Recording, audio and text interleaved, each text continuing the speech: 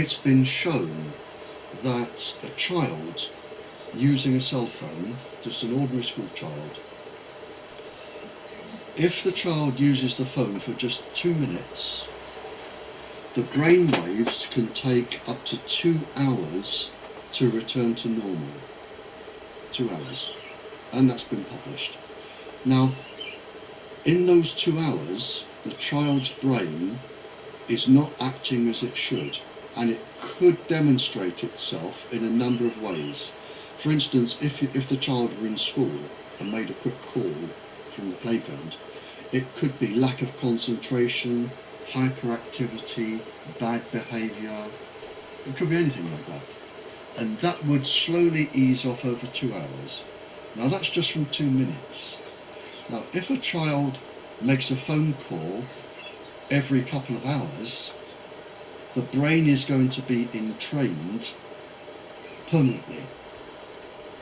And it's already been published by the industry that a child using microwaves just before bed will have his or her sleep totally disrupted by entrainment. I cited, I think, 200 schools in Europe where a transmitter had been put in or near the playground where they had leukemia clusters.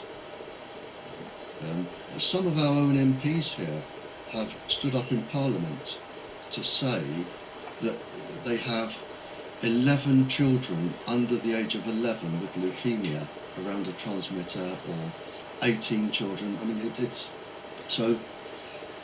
I mean, cancers are reaching epidemic proportions. There are lots of different types of cancers coming up now. I know in China they've just had a 3,000% increase in parotid gland cancer, which is the side of the face where you would hold a mobile. We're getting cancers of the eye coming up. Obviously, brain tumours. In fact, brain tumours are quite enormous now in terms of numbers. That I read a report, and I read this out in Canada last year. People are so worried about the numbers of brain tumours that they've re-diagnosed 10,000 brain tumours as endocrine cancers to take them off the statistics.